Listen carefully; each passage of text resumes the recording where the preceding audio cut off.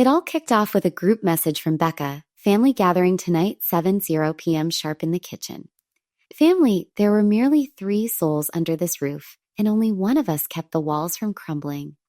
I stayed silent, 0. Simply brewed a fresh pot of coffee and arranged 3 cups as if it were just another ordinary night. Nolan descended the stairs first, sporting that practiced half grin. Becca trailed behind, clutching her phone like a remote for a slideshow. They remained standing. That was my initial hint.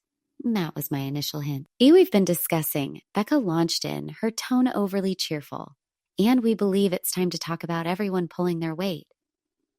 Pulling their weight, I echoed, directing the words more toward my steaming mug than to her.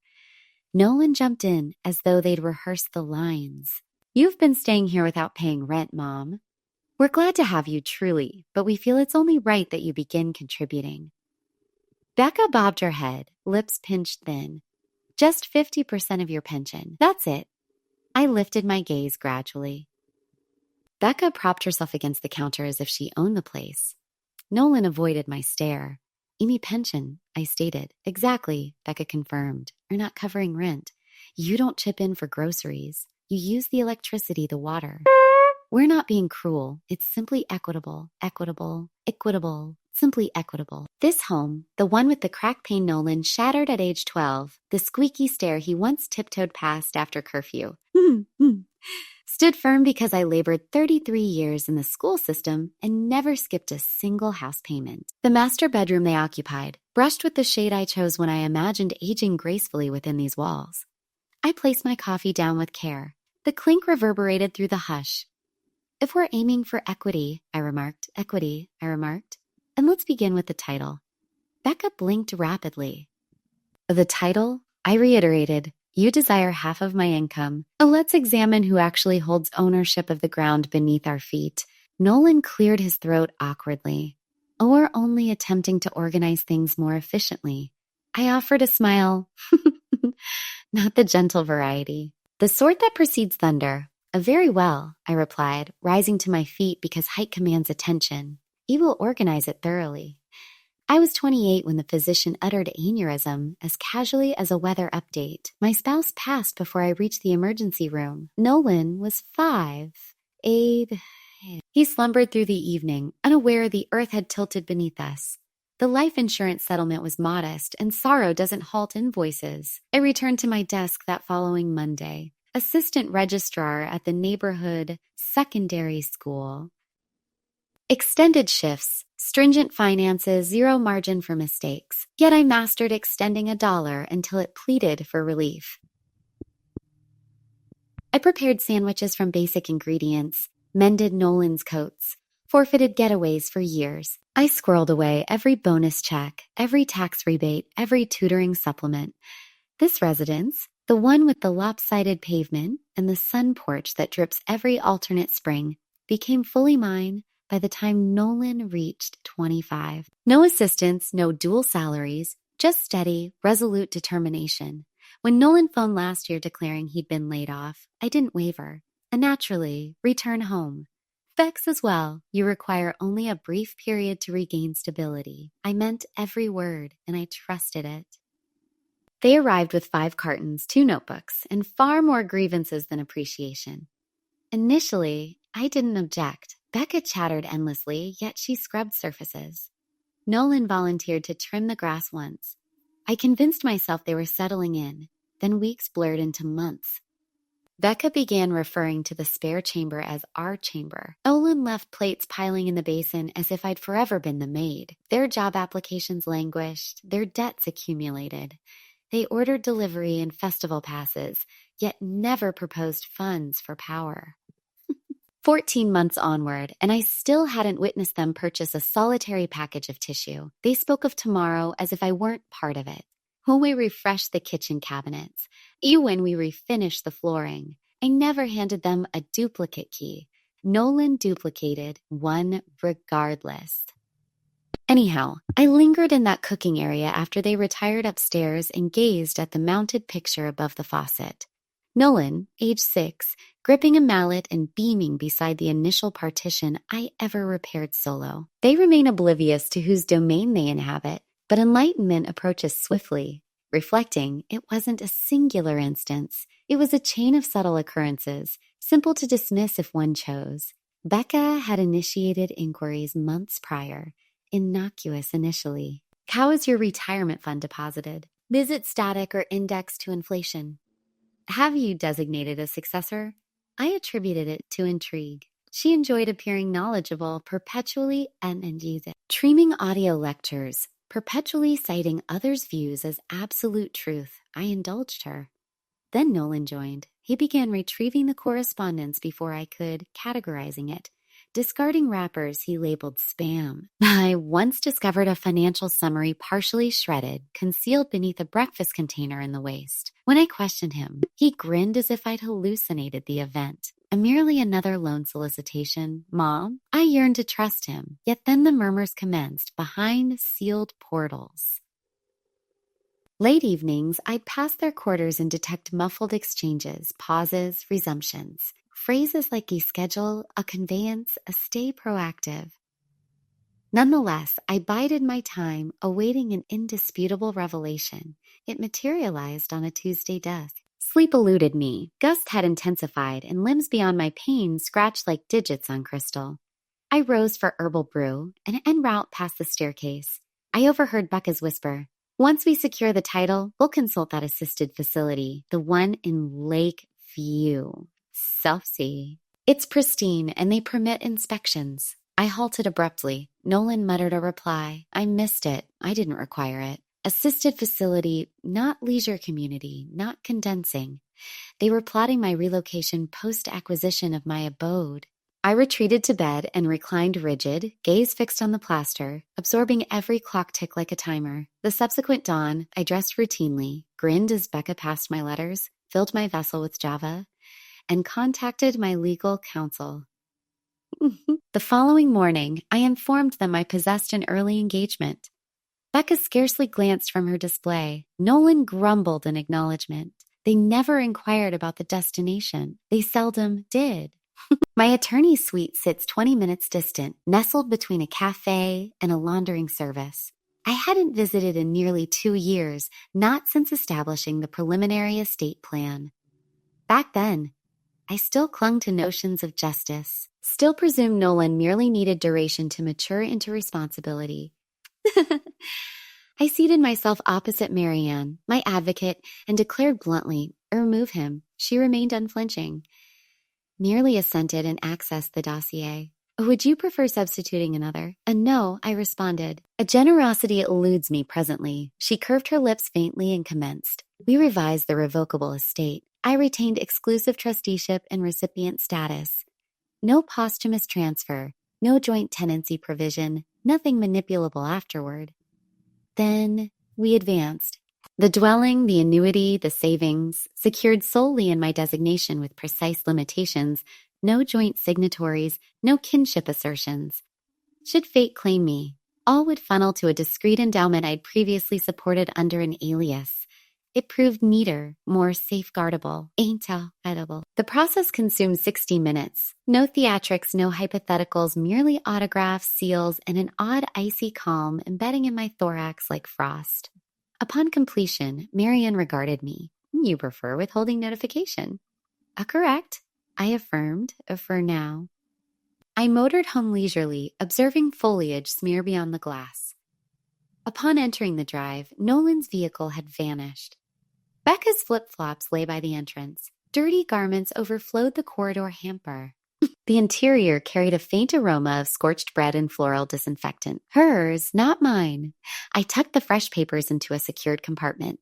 Then replenished my Java. Allow them to presume dominance. Permit their continued murmurs regarding titles and forthcoming schemes. I ceased responding. Now I strategized. Supper unfolded unusually muted that evening. No veiled barbs from Becca. No obnoxious mastication from Nolan. Merely utensil ting against porcelain and the appliances drone. Mid-meal, Nolan cleared his esophagus and ventured. Mom, I stumbled upon this piece about a property conveyance that aids taxation. Like if the residence is titled to you but intended for kin, you complete a basic document and it spares complications down the line. Becca abandoned subtlety. She fixed her stare upon me, anticipating a flinch. I dabbed my lips, savored a deliberate swallow of liquid, and inclined my head. Forward the link. He beamed as though victorious. Later, while they retreated upward, I entered my study for a writing implement. The compartment housing my records wasn't ajar, yet neither fully shut, just sufficient to halt me. I extracted it cautiously. The binder containing my amended estate remained, but askew, margins misaligned for my habitual precision, then the compact vault. It's modest, vintage, unpretentious, yet I recognize its positioning. The mechanism rotated one click astray, not sealed, not secured whatsoever. I unlatched it, nothing absent, yet disturbance evident. I pivoted toward the galley. My javeledge, orderly by routine, disarranged. One container reversed. Another lid crooked. I lingered in the solitude of my sanctuary and comprehended they'd infiltrated everywhere, not merely prying, but scavenging, seeking what they deemed rightfully theirs. I remained lengthy before extinguishing the illumination. That night, slumber evaded, I reclined attuned to the planks grown as Nolan descended for a bite. Likely nourishment, perhaps another probe. I permitted it. Allow excavation. Permit burrowing until discovering the price of misjudging me. They departed Friday midday. Becca yelled regarding congestion and departing prior to the tempest. Nolan seized a travel sack and scarcely bid farewell. The portal thudded closed. I paused 10 minutes for certainty, then initiated. The key specialist arrived at 2:15. By 2:45, entrance, rear, and lateral accesses boasted fresh mechanisms. I compensated in currency and offered no rationale. He sought none. By 4, I'd packaged all non-personal items. Apparel, devices, culinary tools they seldom utilized yet demanded retention. I arranged everything in the carport tidily beneath polyethylene sheeting, weighted by dual cinder blocks. Becca's label scribed on one carton in bold ink. Nolan's etched into a portable ice chest. Nothing harmed, nothing discarded, merely relocated. Then documentation. The initial packet held a certified 30-day expulsion advisory. Sorry. The second encompassed a ledger I'd output from antiquated fiscal program. Each lien installment, market excursion, pipe mending, and service charge I'd shouldered across 14 months. Their identifiers appeared nowhere. I enclosed both packets and deposited in the roadside receptacle. It latched with finality. Inside anew, I infused premium grounds I'd concealed behind flour. I settled in my favorite seat by the pane, limbs curled beneath like when Nolan was tiny and feverish, dozing on the sofa. Breezes intensified at twilight. Foliage danced across the veranda in erratic patterns. The dwelling regained proper tranquility. No blasting lectures, no disputes over cuisine, no artificial mirth resonating from unkempt spaces. Merely timbre, atmosphere, vapor ascending from authentic ceramic. They believed they sculpted a destiny here, yet they'd merely exhausted hospitality. And now I prepared to demonstrate the distinction between residing in a structure and possessing it. They returned shortly past 10. I observed from the upper casement as they tugged the handle, yanked, then faced one another bewildered. Becca thumped once. Nolan extracted his device. I remained aloft. By completion of dental hygiene, 3 unanswered calls and 7 messages from Becca. By midnight, tally soared to 17. What the devil, Odalyn? This violates law. We're consulting counsel. Reverse before we return with authorities. I offered no retort. Enclosed a clumsily composed, poorly laid out fabricated endowment pact dated half year prior. It alleged I'd voluntarily ceded 50% equity to them. My autograph appeared below in a mimicry resembling tracings from greeting cards. I examined it fully 60 seconds. Not from astonishment, but appraisal. They anticipated hysteria. Instead, I launched a browser and relayed the correspondence to Marianne. Caption: fraudulent instrument enclosed. Her response arrived in 20. Refrain engagement. Lodge constabulary notification. Promptly. Thus, I complied.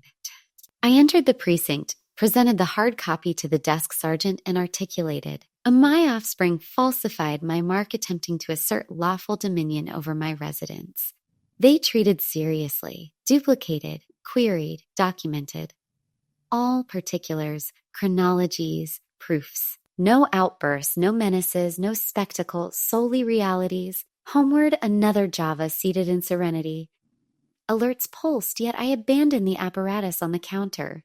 Combat unnecessary, merely documentation required. They'd transgressed unprepared for consequences of rewriting chronicles. And the target of theft retained every invoice. The automated message originated from my institution's security division. Serene timbre, courteous, and Ms. Mercer confirming a remortgage submission utilizing your domicile.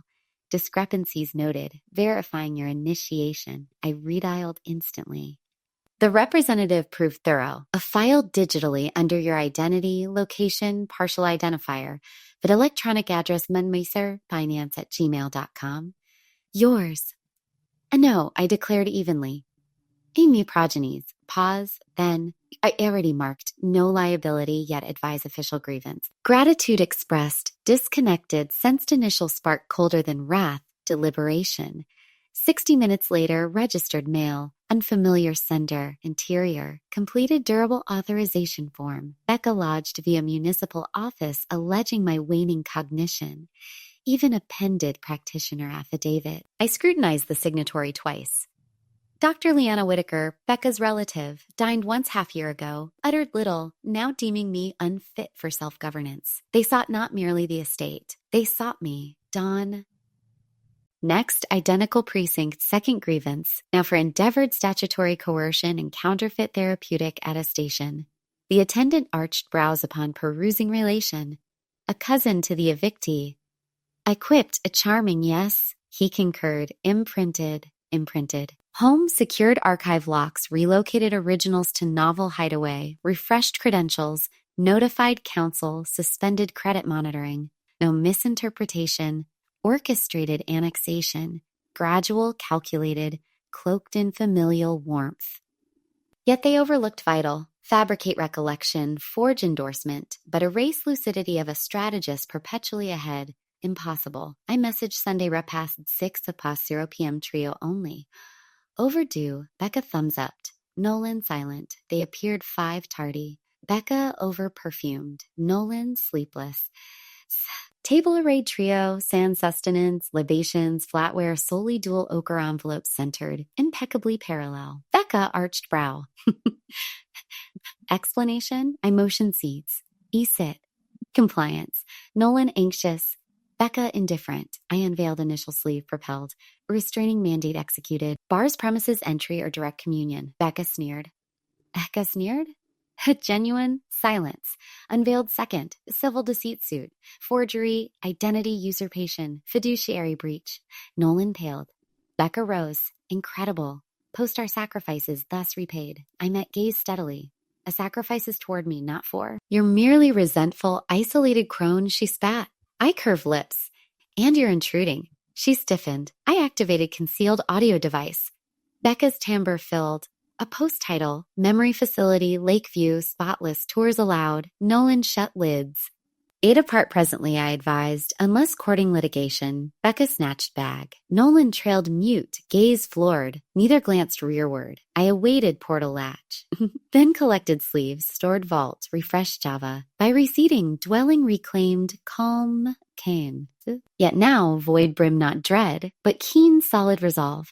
Mine, dwelling persisted serene post-departure.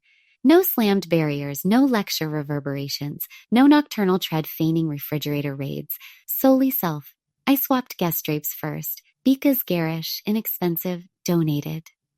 Refinished surfaces, hue I favored. Not fashionable, merely muted. Mine, gossip circulated swiftly. Becca vague web post rebetrayal, elder bias. I skipped commentary.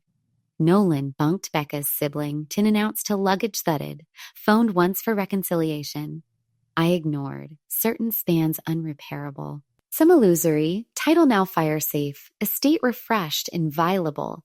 Annuity redirected novel institution alias. Double-checked bolts nightly. Not paranoia. Ritual ownership. Garden revived. Near neglected prior spring.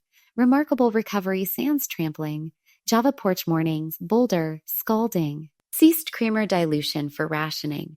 Black mirroring tolerance. Neighbors saluted. Postman memorized title. Resumed confection. Petite portions aroma alone capability. I miss not noise, presumption, gradual erosion beneath others' presumptions. Bolts unchanged. Estate sealed. Tranquility anchored, and hush no longer pained. It resonated.